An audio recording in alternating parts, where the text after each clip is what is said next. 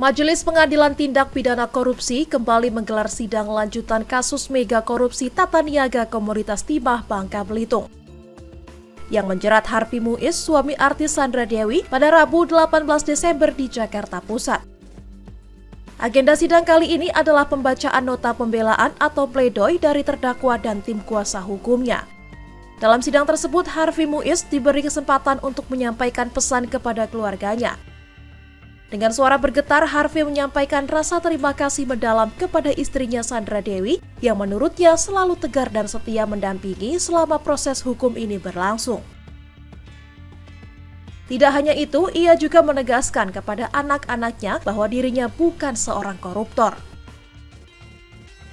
Kuasa hukum Harvey Muiz, Junaidi Saibih, dalam pembelaannya menyampaikan sejumlah bantahan atas tuntutan jaksa penuntut umum. Mereka menegaskan bahwa kliennya tidak terbukti secara sah mencuri uang negara, melakukan suap ataupun gratifikasi. Kuasa hukum juga membantah tuduhan bahwa usaha tambang terdakwa adalah tambang ilegal.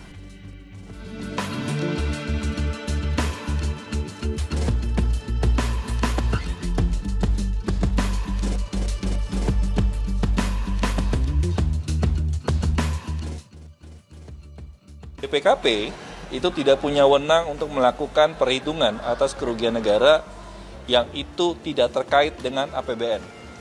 Dan dalam perkara ini itu nggak ada kaitan dengan APBN, yaitu Perpres 192/2014.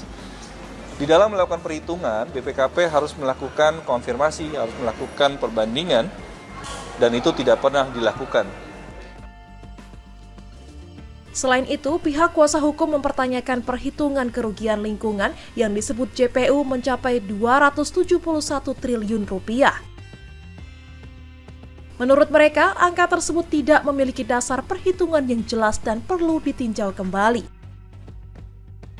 Sidang pledoi ini juga diikuti oleh dua terdakwa lainnya, yaitu Suparta, Direktur Utama PT Refine Bangka Tin atau RBT, dan Reza Andriansyah, Direktur Pengembangan PT RBT.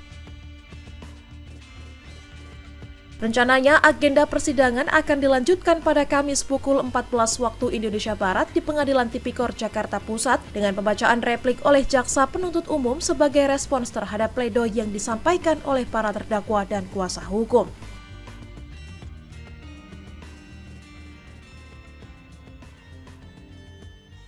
Sebagai tambahan sebenarnya gini, yang kami mau coba sampaikan ke persidangan dan termasuk ke masyarakat bahwa ada suatu salah kaprah.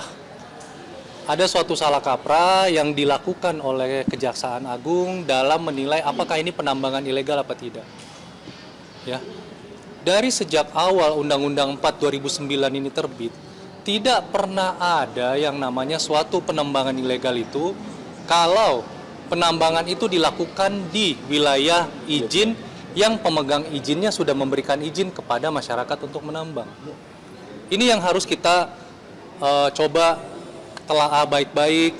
Kita mau coba luruskan kembali bahwa jangan sampai ada kesesatan berpikir, jangan sampai kemudian ini menjadi suatu presiden yang buruk, bahwa negara tidak pernah menganggap yang namanya illegal mining atau peti itu adalah kegiatan yang dilakukan oleh masyarakat. Ya. Apa sih sebenarnya kalau penambangan ilegal itu?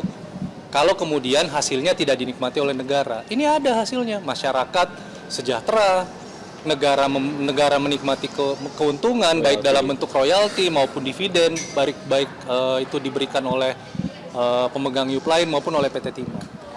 Kemudian satu hal yang kami juga ingin tekankan di sini adalah terkait dengan aset.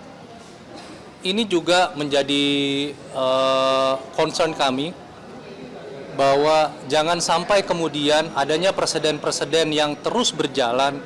Kita ingat bahwa yang namanya tax amnesty itu merupakan suatu bentuk pengampunan. Pengampunan dari negara kepada masyarakat yang mau secara sukarela mengungkapkan hartanya yang selama ini belum disampaikan. Dan itu sudah bayar uang tebusan. Dan sudah jelas di dalam peraturan perundang-undangan pasal 20 termasuk penjelasannya sudah tidak dapat lagi dijadikan dasar untuk melakukan penyidikan, penuntutan maupun ya dijadikan sebagai bukti, dan sudah jelas juga di persidangan bahwa tidak akan menjadi suatu bukti yang dapat dipertimbangkan. Ini yang jadi concern kami gitu. Baik itu harta atau aset dari Pak Harvey, dari Pak Suparta maupun dari Bu Sandra Dewi yang juga telah mengikuti teks amnesti dan program pengungkapan sukarela. Jadi sebenarnya hal-hal yang ingin kami sampaikan di sini lebih ke meluruskan bahwa janganlah kita kemudian melakukan penafsiran-penafsiran gramatikal yang ternyata tafsirnya tidak seperti itu. Jadi dari kami sebenarnya pembelanya seperti itu. Cukup ya? Intinya ya. Iya. Ya. Oke. Cukup ya. Persiapan sidang selanjutnya? Hah? Persiapan sidang selanjutnya? Ya kita tunggu kan Tunggu ini aja. ada replik kan. Kita tunggu saja. Setelah replik Jumat ada duplik. Jadi kami siap untuk menanggapi repliknya.